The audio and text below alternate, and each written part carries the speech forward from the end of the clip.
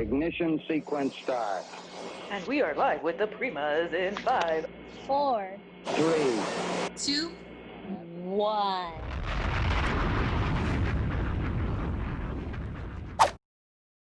What's up, everybody? Welcome back to the Primas podcast. This is your favorite Prima, Cindy, and I'm here with my beautiful Prima, Jess.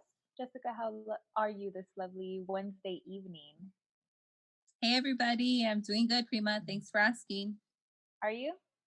Are you doing good?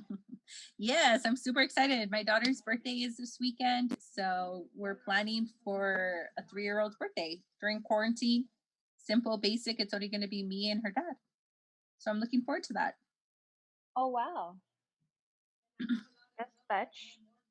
So, today, everybody, is going to be about sorry, I'm laughing because it's going to be about mom shaming, but it's not. It's going to be about kind of like our stories around how we felt as new moms, and also about mom shaming, about providing like new ways to look at moms, and hopefully that's solutions based because we're still trying to figure it out. But kind of having empathy towards moms, because once we became moms, we kind of it was just very scary, and it's just like, how can we be more supportive to other moms, whether you're new to the game or not, and not just moms, anybody who's around moms. It's I think it's cool to know, like, that it's very scary, it's very hard to be a mom. So with that said, Jess, what did you start with? I feel like this topic is hot. It's hot. It's on your tips. It's on the tip of your It tongue. is. It has been a topic I've been wanting to discuss since we started talking about doing this podcast.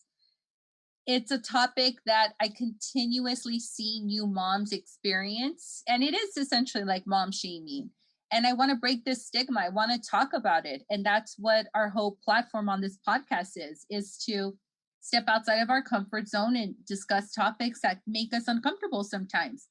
And I feel like this is a huge one, like old versus new, right? Let's talk about it. Let's talk about our experiences, and hopefully it's relatable to other women who are in our shoes or who felt like that. And moving forward, try not to make other women feel like that. And I think everybody's story is so unique. And I think when we have these conversations, everybody's like, for example, one thing that really bothered me, that I thought of when you brought like mom shaming up, was when I was pregnant, I was really sick. And I was trying to have the most natural labor possible, right? I was realistic, like if I had to get involved with. What was it called you were diagnosed again? Because No, that's I very, wasn't diagnosed. I thought, or it's like a term that some women Yeah, get when they're pregnant. What is it's that? called hyperemesis gravidarum. Hyperemesis gravidarum, which is just extreme morning sickness. You're just throwing up around the clock, like for 9 months. So I didn't want to get diagnosed because they was already doing a lot. Basically, I was throwing up all the time, right?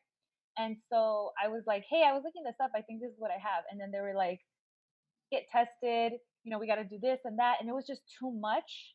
And I was just like, I already like, well, what is that going to prove, right? Like once I started thinking, they're like, so think about it. And I was like, nah, well, if it'll be over when I have the baby. And so when I would tell people, or when my mom or whatever would be like, oh, she's just throwing up nonstop, I got a lot of people say like, oh yeah, me too. And everybody, right? A lot of people get nauseous when they have their babies, but I lost a lot of weight. Like I had my ribs, I lost a lot of weight. Like I went through a lot with the pregnancy, and even my face, like my underwear didn't fit. So like all of my fat was leaving I looked not good. And I just looked like I had a little pudge, because belly, until maybe, you couldn't tell I was pregnant until maybe 7 months. Before that, I just looked awkward. But yeah, so that was one. Like, people were like, yeah, no, I was really bad on my first one or my second one. And I'm just like, oh yeah, so like you, or they're always like, oh, it'll get, eat this. And it's just like, no, you don't understand. I cannot eat. Nothing would stay down. Nothing. That's not water. All of the anti-nausea medication that they gave me, it would come up like nothing was staying down because my body, which that disease is basically your body is perceiving anything that goes into your body as a threat, and it's protecting the baby. So your hormones are super high. So they always tell you like that's a sign of a very healthy pregnancy, but it was also like torturous for the mom. Like I was contemplating suicide at one point. Like I'm not gonna lie, I was like, I don't want to live like this. It was just horrible. I Nobody understood. remember Everybody was like, that. yeah, me too. I'm like dying. I know. And I wasn't a mom yet, so I didn't know what you were going through or like words of comfort to make you feel better. I was just like, hey, good luck, Prima. Like, call me when this is all over. Because I had no words of advice to give you. I was like, fuck, you look pretty bad. But I couldn't tell you that. But that's like the mom shaming, that I want to get into. I want to talk about because, the advice sometimes is unwanted. I remember I would get a lot of unwanted opinion when I was pregnant, just unwanted negative stories. And I don't know, for me as a new mom, I still see women transitioning from being single by themselves to not taking care of another human being to transitioning into taking care of this human being is like, we don't talk about that, right? Like, we have some guidance when the baby's born, but even that, it's like, no, there's so much uncertainty, right? Regardless of how many times you've done it, how many times you've helped raise your nephews or nieces, it's so different when it's your own kid and your own experience. So I just want to just highlight that point that everyone's experience is so different and unique in every pregnancy and every kid, right? Like you and I both had daughters and our pregnancies were entirely different. We did not go through the Yeah. same thing. And who knows with number 2 or number 3, like hypothetically speaking. I know Yeah, you're very it is very unique every single pregnancy, and it's funny because it's just the people that have gotten pregnant around me that have asked me, I'm like to be honest with you, I don't feel comfortable telling you because my story is so unique that just because I did it this way or whatever, that do what works for you because it's so hard and nobody understands, and everybody around you is going to give you their perspective on how you're feeling. They're not gonna they're not so I would always be like, I don't know what to tell you. Like I'm not saying my way was the right way. This is just I that was my age, that's what I knew at the time. And yeah. So yeah. awesome. I wanted to talk about a little bit of like new methods versus old methods. Can we talk Can about I that for a bit? Yes. Can I just say very quickly? Mm. Earlier you said something about like how we don't talk about like the experience of a mom becoming a mom. The other thing that came up when you told, you were passionate about talking about this, and for me, it's been so long, and like it's been such a crazy experience that it's like literally moment by moment for me. Like since I became a mom, no, since I got pregnant, that it's just surreal. I don't know how women do it. Like my hat goes off, and I always get so emotional because I feel like Mm-hmm. it's fresh. But um, anyways, the part that like broke my heart was that the bonding time that I didn't get to have with my daughter, like after, like that Yeah. still breaks my heart because in the U.S., like a lot of and in other countries, Yes. I'm sure it's crazy. Like, but for working women, like I had a C-section, and so I couldn't. There was so much I couldn't do because I had to recover, and I had to go back to work in 2 months. And like studies have proven that your early childhood environment is gonna dictate your relationship building, like how you learn. And it's so important that kids have that bonding experience with their parents, not just moms, like if dads can stay at home even, but we don't have that support. And so I was miserable every single day, like being away from my baby, like it was Yeah. crazy. So yeah. Yeah. That it is unfortunate. And specifically in Colorado, they don't have maternity like bonding or family pay time off. Like here in California, we have that.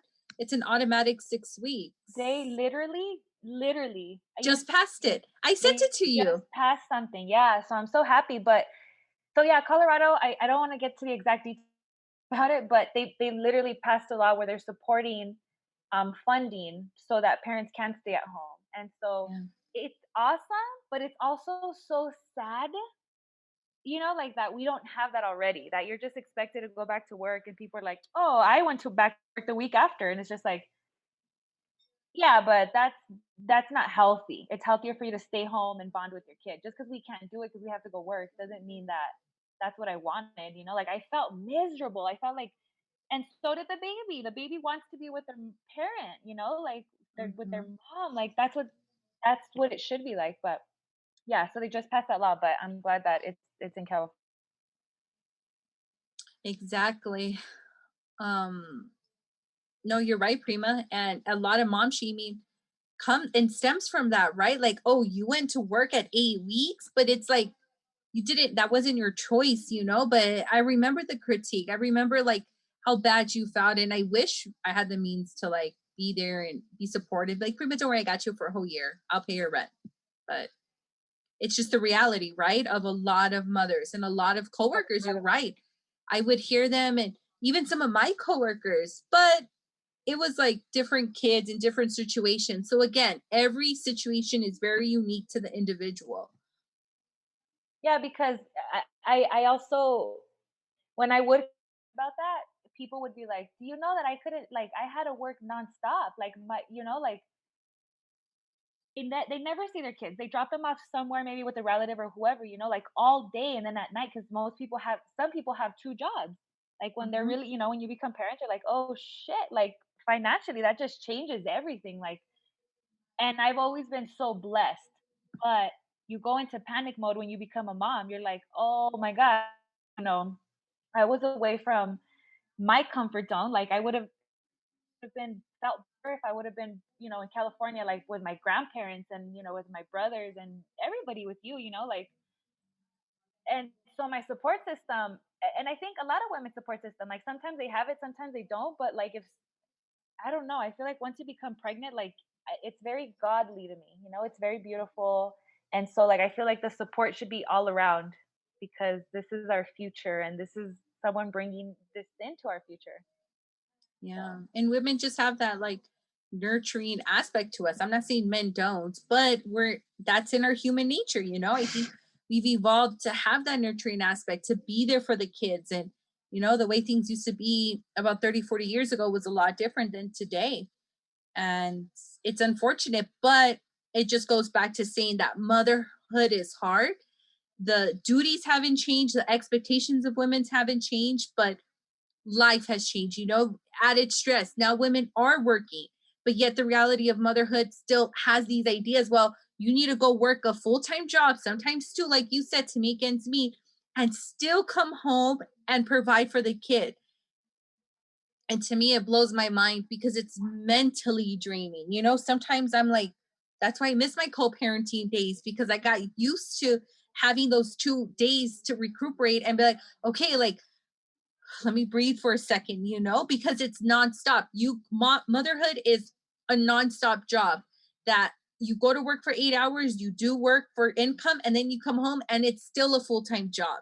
And to me, that reality is tough. That transition we need to talk about because I think a lot of intuition kind of kicks in, right? When the baby comes, like, oh, when people are like, oh, is my baby gonna bond with me? I remember I'd always be like, how's my daughter gonna know like I'm her mom, or is she gonna love me?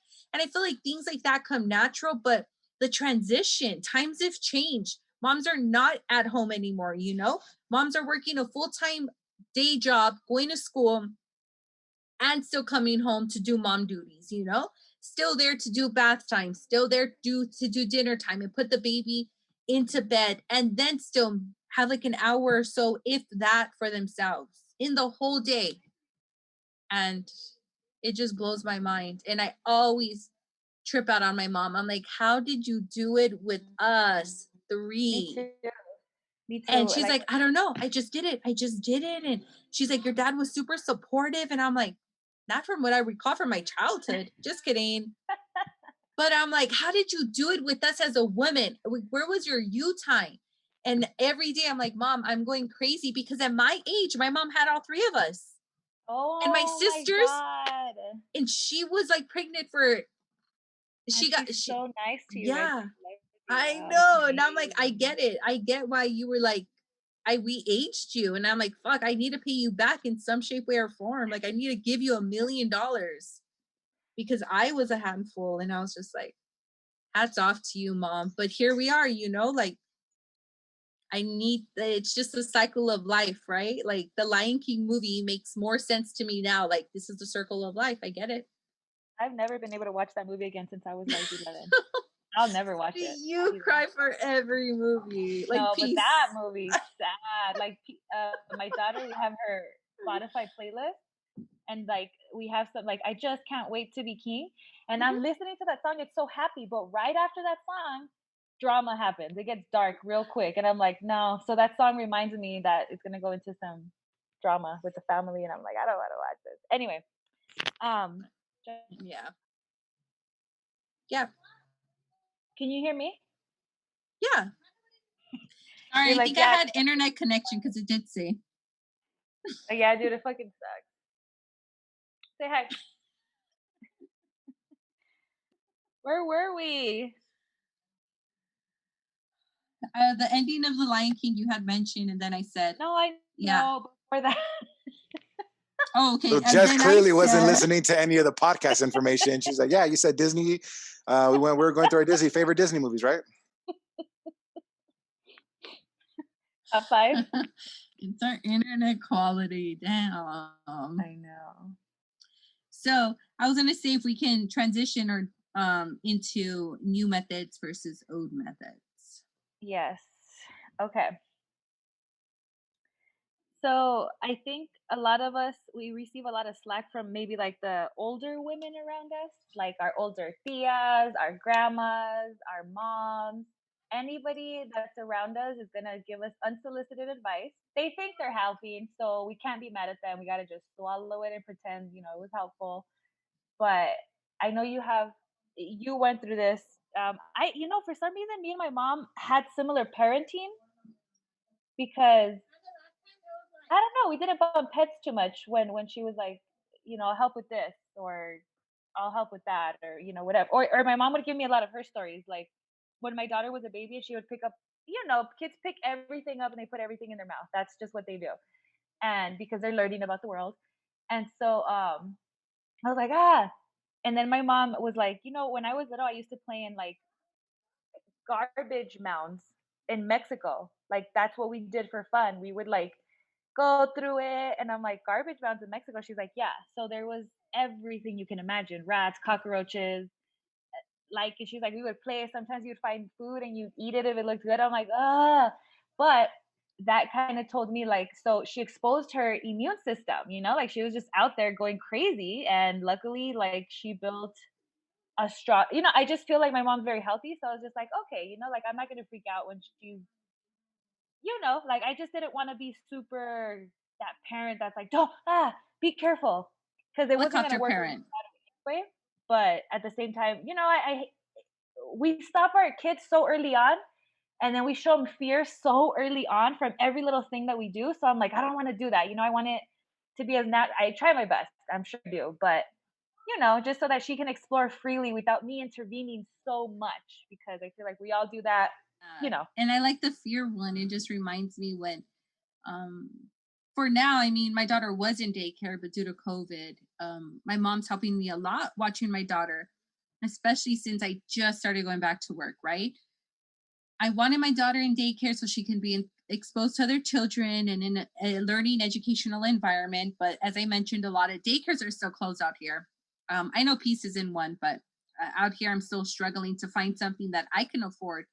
So my mom's here the majority of the time, and I try not to hover parent either, but sometimes we do bump heads in our parenting styles. Like my mom, when my daughter's playing outside in the backyard, because my parents have a pretty backyard, and they even bought her this apparatus with like a swing, a slide, and a jumper for her birthday last year. So I was like, okay, let her go use it. Like my dad, when we were kids, would always say, go play outside and go break an arm.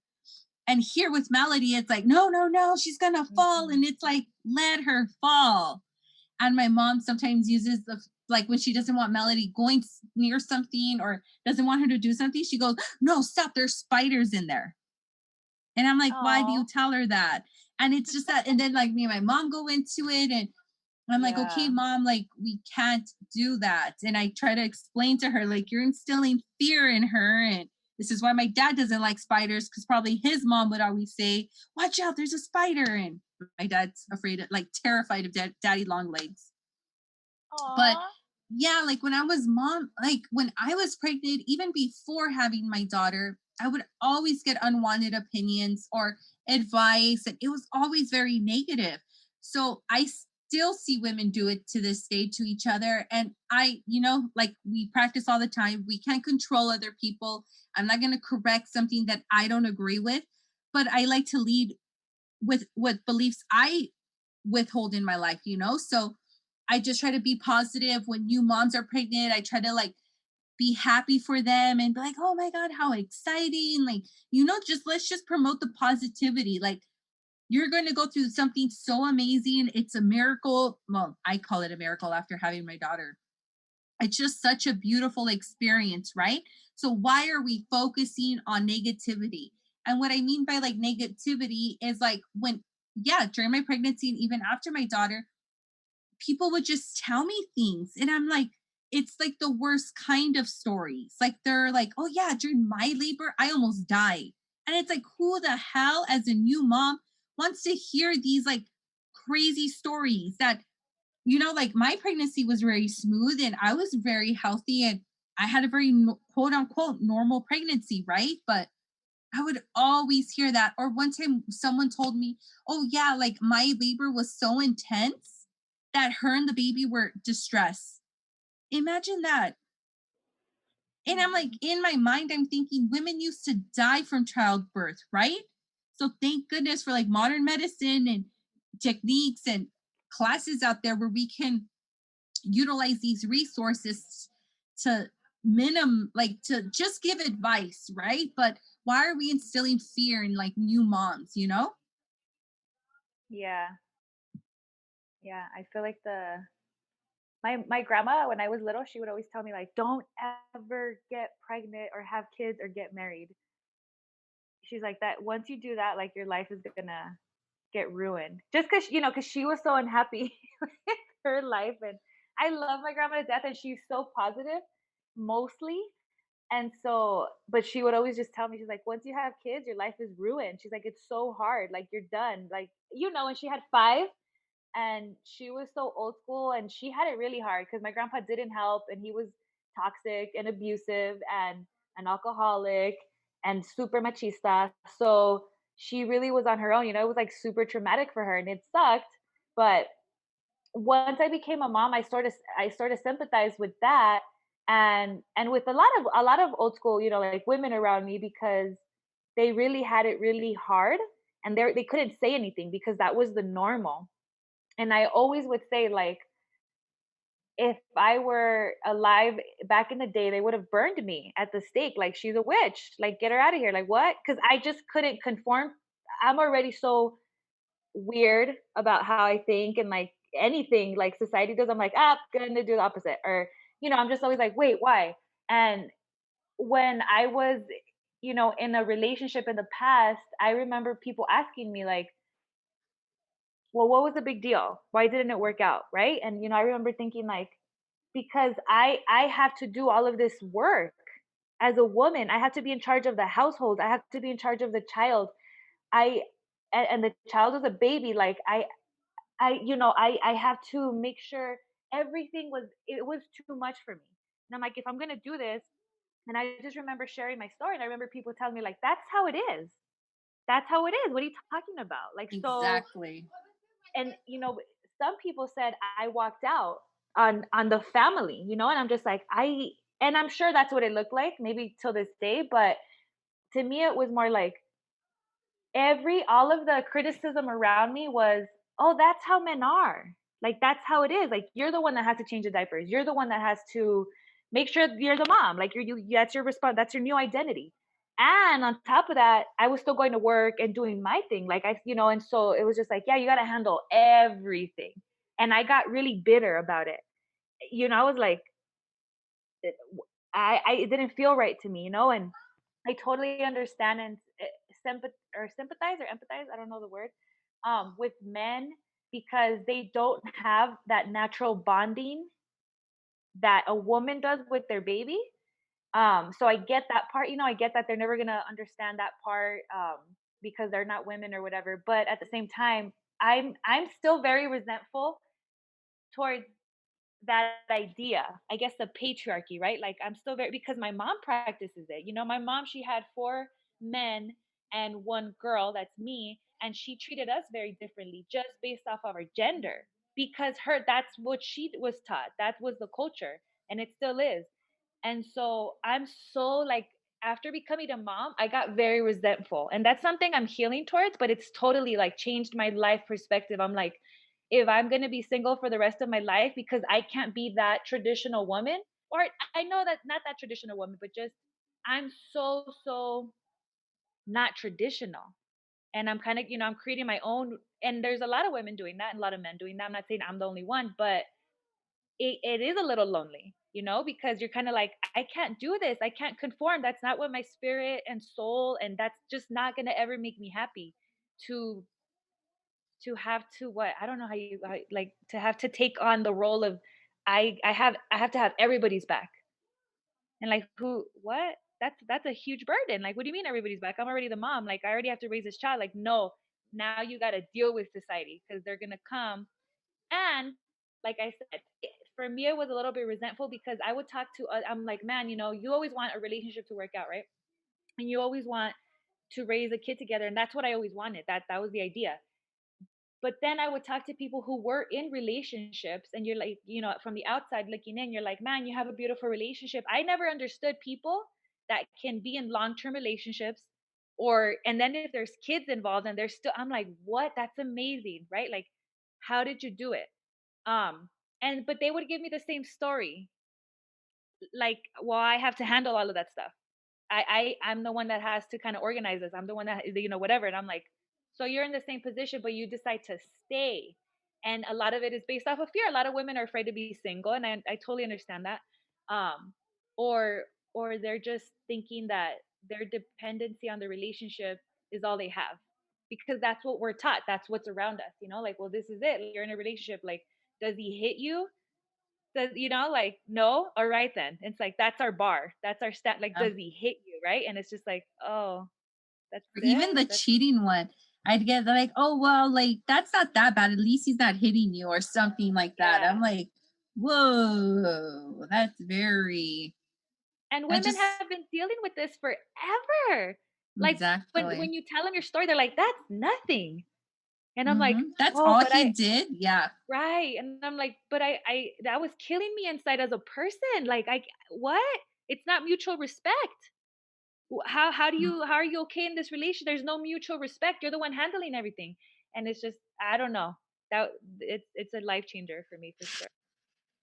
Exactly. And it just goes back to us transitioning. Like, yeah, we're moms now, but we're also still like ourselves. And I never wanted to be that mom that like lost herself and her kid, like that's it. Yeah, my daughter motivates me. I finished school because of her. And I changed a lot of who I was because of her. But I'm still Jess at the end of the day. Like, my daughter's not part of me and I'm not part of her. Like, we're our own individual entities. And I want my daughter to be strong, right? Like, on her own. I don't ever want her to feel like she's not worthy enough to meet somebody like that. So we're definitely breeding different women nowadays, but it just goes back to that. Like, yeah, we're just never enough. Like, just not only womanhood, but motherhood. And that's a tough transition. I still trip out on how I survived also. Like, it blows my mind on how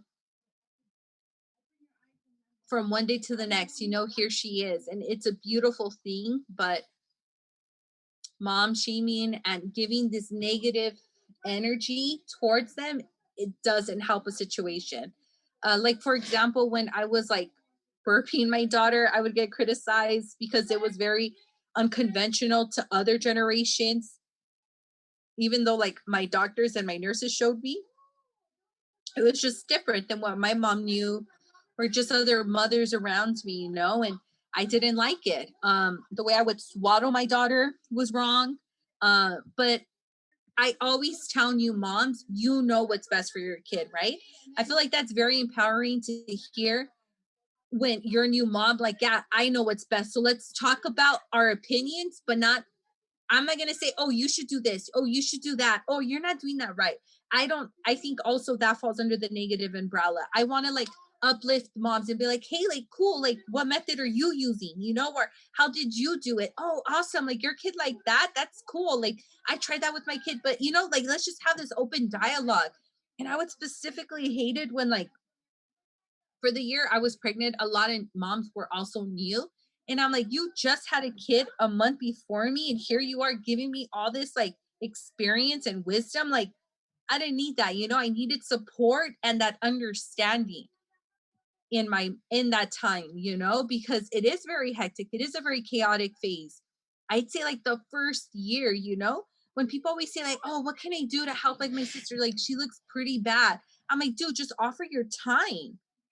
Just say, hey, just let me watch the baby. Like, you don't need to buy me anything. You don't need to do any of that, but just offer time, right? Because I feel like we get lost in the kids. Like, we don't have a sense of time for ourselves. And just to be like, hey, sister, or hey, whatever person in my life, whatever woman, hey, let me watch the baby for like an hour or so. Go take a shower, go take a bath, or sit down and relax. Let me take over for a second. And like when my sisters are pregnant, like I want to be that person for them because I mean, yeah, they were amazing when I was pregnant, but it's just a tough transition. And I hate when I see other women like just looking down on other new moms, like, oh, you're not doing it right. And it's like, well, who the hell are you? Just because you have 5 kids, like, amazing, great, kudos to you. But don't take that away from them. Everyone's going through their own experience.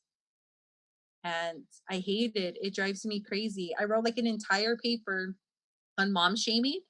And I would like reference this show on Netflix called Working Moms because I'm like, oh man, this show just like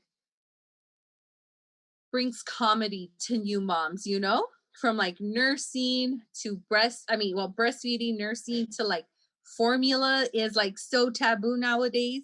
When like, I was given formula as a baby, but I tried nursing and it just wasn't for me. And I remember I would get like mom shamed from my doctors, from other moms, from my own parents. Like it was just like, oh, you're not going to nurse your baby? And I'm like, no, I don't want to. It's like very hard, very difficult, and time consuming. I don't want to just be like this pumping machine, like it's fine. There's a supplement. It's called formula. It's 100% fine. And my daughter is fine, like I don't get the stigma. I don't get the negative. Like they're like, no, but it's the bonding. Oh my God, but my baby. And I'm like, no, I don't want my kid tugging down on my bra, exposing me in the grocery store, having a tantrum. I'm like, to me, that's embarrassing. But I'm not here saying like, really, like that's what you choose. Like, cool, amazing. You want that? You want your kid to just cling to you? Amazing. You do you. Yeah. But I just remember just getting mom shamed and I'm like, oh, I never want to make a mom feel like the way some women would make me feel as a mom. And Eva, I are think you I've gonna been, say something? Yeah, I was just waiting for Jess to. I didn't want Yeah, to. just jump in there. I didn't want to interrupt her moment. I was She was venting a getting little into it. bit. I was venting a little I bit. think it's yeah, like a lot of us just don't ever put ourselves in other people's shoes, regardless of how bad of an issue mom shaming can be. I think the whole world doesn't put themselves in a lot of people's shoes. And which is why I even felt kind of weird saying as a guy, I probably shouldn't say nothing in this topic because I don't even know what a period is. And that's something you guys deal with monthly, you ladies deal with monthly, let alone a pregnancy. That's something I'll never even experience. So it sucks that people I feel the world just needs to just really put themselves in other people's shoes.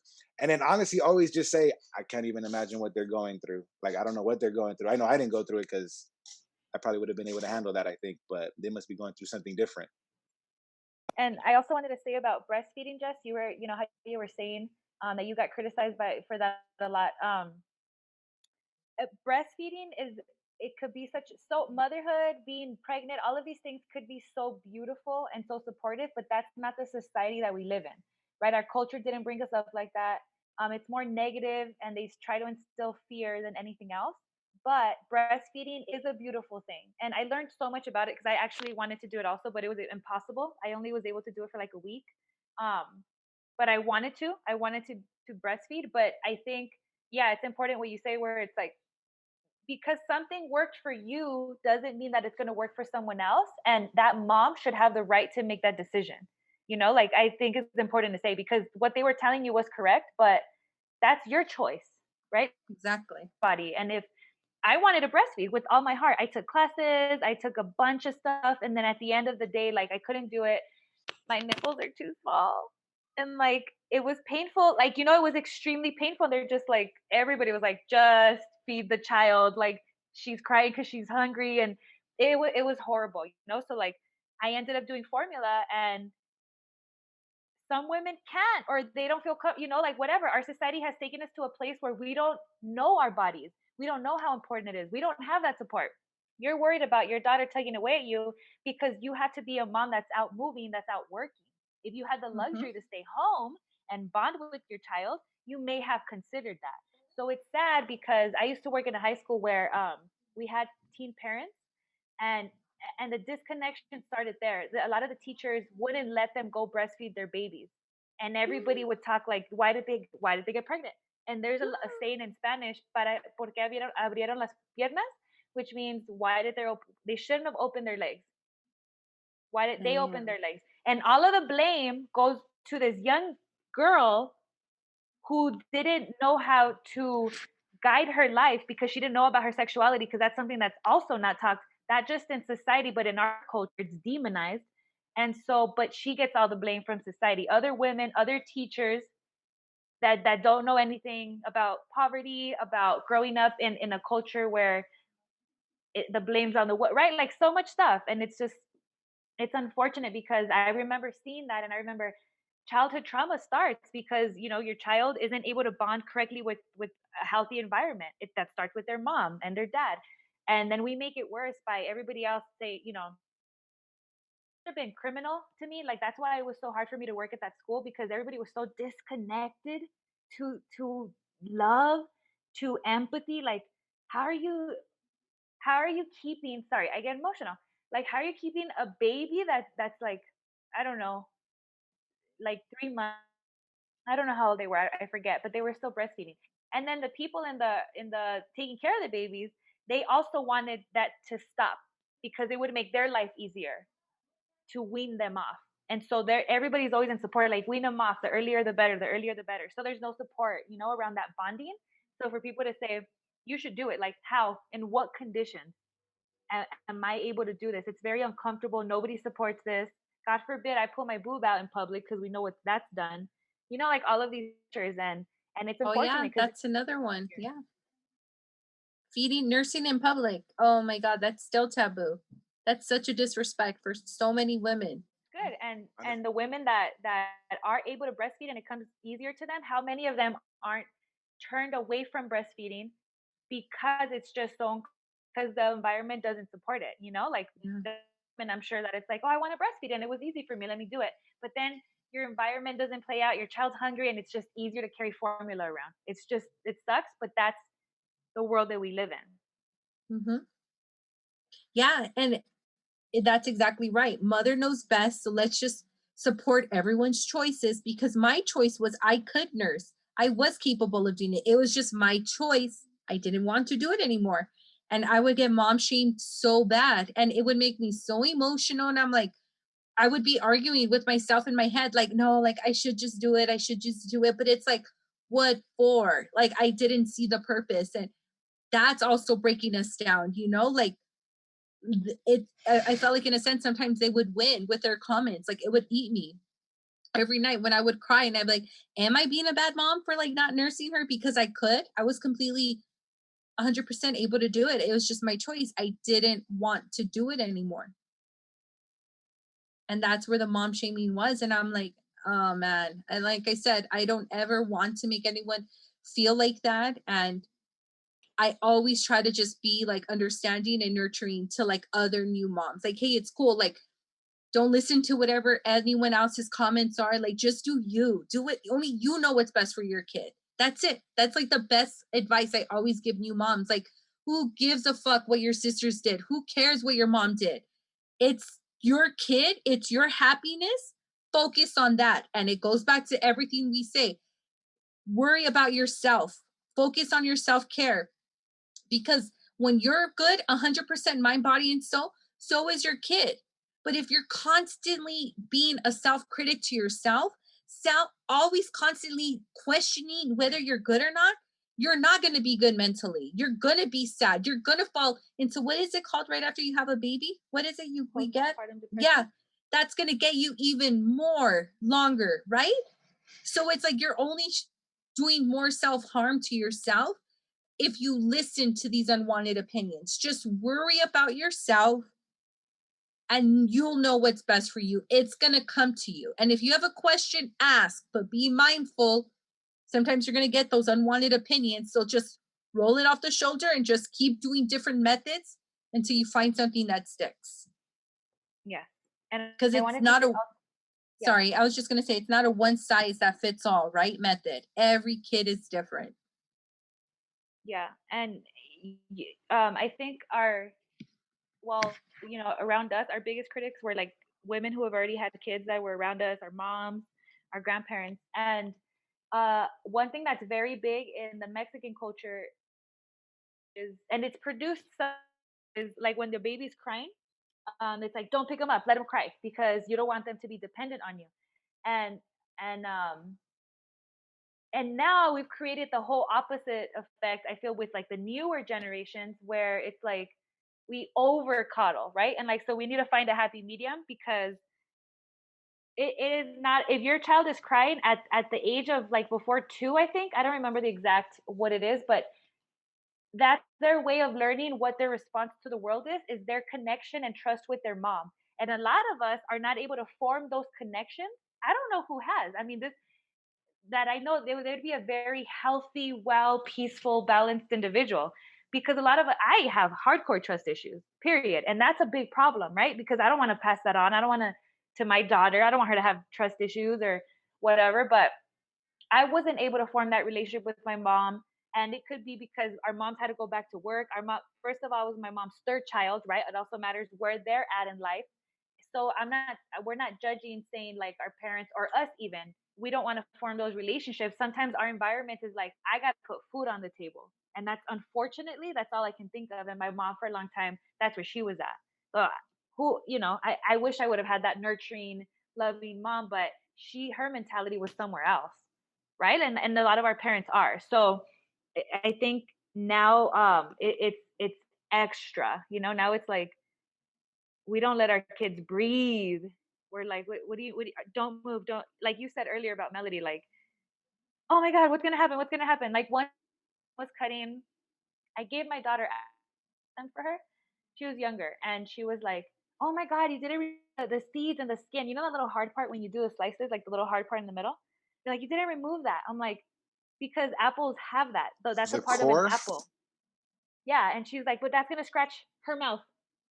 My mom, like she'll fluctuate. She goes from like, I used to eat from trash mounds to, I'm like, Mom, you don't gotta cut that out. Like, let her get used to it. Like, ah, like, get this out of it, and I'm like, no, that's an apple. Like, that's how no, you're not even eating the whole apple how it's supposed to be eaten. Like, eat the damn, like, what? Then we turn into this, like, don't let her ever be in pain. Don't let her ever be uncomfortable. And then that sets up, when you're an adult. I've worked with these adults, right? Like, they for everything. They don't know how to handle any type of stressor because their parents never allowed them to handle any type of stressor, and then it sets them up for failure. And parents aren't doing that on purpose, right? Like, no one is. We don't know. We're not. We don't put boundaries on our relationships, on ourselves, on like our kids respecting us. And I see it all the time, and it's just like, we get mad at the kid, but it's us. It's the adults. We're the ones, not. We got to check ourselves. But parents are doing the best that they can with the resources that they have. I love that quote. I don't remember exactly who it came from. It was either Louise Hayes or Abraham Hicks, but it's beautiful because it allowed me to understand my mom. And I've always been resentful of, not always, but I have a lot of resentment towards the way my mom brought me up. And this quote helps me understand. It helps me understand. Imagine how she was brought up. If your mom doesn't have that ability to really bond with you as a woman, imagine identity issues that she has as a woman that relate. I mean, it just opened up this new thing, and it made me understand my mom, and that's a part of my healing, because it's like no mom, no parents are doing something wrong with that intention, that they're coming from where they're at emotionally, mentally, physically, spiritually, whatever. And yes, my hat goes off to moms, to women, because it is so hard, and I'm highly sensitive. So this motherhood hit me like, just it just so crazy. I mean, it changed who I am completely. It always does, every single day. I look at the world so differently. I mean, I totally pictured something different, and I'm so happy. And but I just would have. It's so my life changes have been a little extreme for me, and I think it's really cool. But my hat goes off, because to everybody, like, because we're talking about women, but women we're the ones, also men. And if men also have a disconnection, and if we struggle with our relationships, men and women struggle, all of that, it goes hand in hand. We're also, right, women aren't also there 100% to raise the men. If a woman isn't right, the whole environment isn't right. And I feel like we gotta. Okay, so I want to do this quote by Tupac. I love this quote. It says, it's from Keep Your Head Up. And since we all came from a woman, got our name from a woman, and our game from a woman, I wonder why we take from our women, why we rape our women, do we hate our women? And that song, that part is beautiful. I know I paraphrased it before in a different episode, but it's just, I mean, he's saying it as a man. Like, why do we hate our women, right? Like, why women hate women, and that's a whole nother topic. But I think it's time we heal our women, and that's another quote that Tupac said. We have to, because if not, then the quote continues. Then we'll have a race of babies that hate the ladies, and we're just producing the same over and over and over, because we don't learn to respect each other. And it's not just for women, but I feel like it's so powerful if women were to come together. If just as a woman you were to see someone else, woman, whether they're a mom or not, and just be like, man, I feel you, I respect you, we go through the same. And I think that would send a positive message. If we respected each other, then it would force men to step up and see the pain, and step up as parents and as uncles and whatever. Like, we would have healthier relationships if women were respected more. That's what I feel. Yeah, that was an amazing quote. And yeah, we did reference it. I couldn't think of the episode either, but I 100% agree with it. Um, I'm glad we're both, the universe gave us girls and little women, little queens to raise, a lot differently than the tools that we were used. And yeah, I love that saying, that quote. Also, like, can you say it one more time about the parenting? Parents are doing the best that they can with the resources that they have. Exactly. Yeah. And we And weren't raised with a lot of we're not money. talking just, And I just always go back and we're to not that. just talking financial. Yeah, exactly. But it is a different generation, where we have a way better understanding of child development and the growth and the importance of those early childhood, like 0 to 5 or whatever the number is. And yeah, I want to end also with, motherhood is hard, and let's support each other. Let's meet once a week, have your network of mom friends who are there understanding, who can relate to you, because when you have a friend and vent, like, you just think, I'm a bad mom, I'm a bad mom. And then you tell your other mom friends, and they're like, dude, I did that like 3 times this week. And I'm like, okay, fuck, it's just not me, like, gives me a little sigh of relief, like, okay, I'm not the only one going through this. Because sometimes I need that reassurance, I need that reminder that we're all going through it. And yeah, we still have a society that doesn't have our back, but we need to have each other's back. Yes.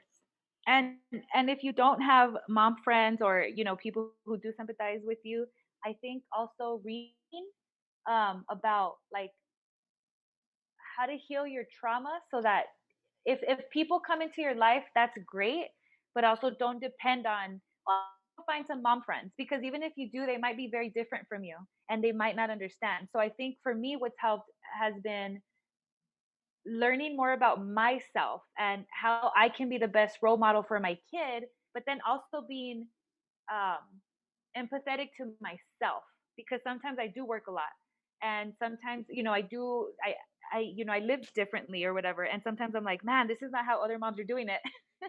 And it's not about that. It's about finding what makes you happy, what makes you and your family happy, what works for you guys, and trying your best, because our kids are just a reflection of us, and when they grow up and when we get mad at them, we're getting mad at ourselves, because they learn that from us. They learn that from their environment, and as parents, we're the most important eyes to them, especially as moms.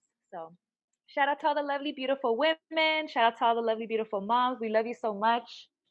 Um, and the men in our family that have supported us, thank you so much for being in our lives, and continue to support women and women around you. Yeah, cool. All right, everybody. So thank you so much for listening. We hope you enjoyed this podcast episode. Please give us feedback. Any feedback, follow us on Instagram at Primas Podcast. Thank you so much for listening. Bye. Bye.